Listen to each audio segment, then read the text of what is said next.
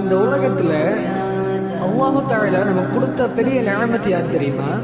அது நம்மளுடைய தாய் தந்தையர், நம்மளோட அப்பா அம்மா, நம்ம பெற்றோர்கள் தான். ஆனா இந்த உலகத்துல நிறைய பேர் என்ன செஞ்சிடறாங்க, சிறு வயசுல வாப்பா அம்மாட்ட சண்டை போட்டுடுறாங்க. ஆண் நம்பரா இருக்கட்டும், பெண்களா இருக்கட்டும்.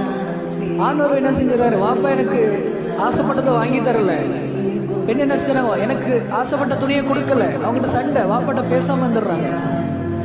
அவங்க சிறு வயசுல நம்மளை தண்டிப்பாங்க, சிறு வயசுல நம்மளை கண்டிப்பாங்க, சிறு வயசுல நம்மளை அடிப்பாங்க. ஏன்?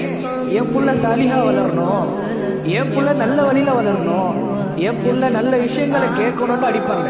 ஆனா அவங்களுடைய வயதான காலத்துக்கு அப்புறம் நம்ம என்ன செய்யறோம், அவங்கள நாம அடிக்கிறோம். அவங்க ஏதாவது பேசிட்டு இருக்கிறாங்க, ஏதாவது சொல்லிட்டு இருக்கிறாங்க, பெற்றோர்களை பிள்ளைகளை அடிக்கிறாங்க. ஒரு விஷயத்தை விளக்கணும், தந்தையுடைய திருப்தியில அல்லாஹ்வுடைய திருப்தி இருக்குது, தாயுடைய பாதங்களுக்கு கீழே சொர்க்கம் இருக்குது. சுப்ஹானல்லாஹ், எப்படிப்பட்டவங்க அவங்க! அல்லாஹ் இந்த உலகத்துல கொடுத்தவங்க. சிறு வயசுல நம்ம மேல எவ்வளவு கருணையா இருந்தாங்க, எவ்வளவு நம்ம மேல பாசமா இருந்தாங்க. நமக்காக இரவா பகலா தாய் தந்தை எவ்வளவு கஷ்டப்பட்டு இருக்கிறாங்க.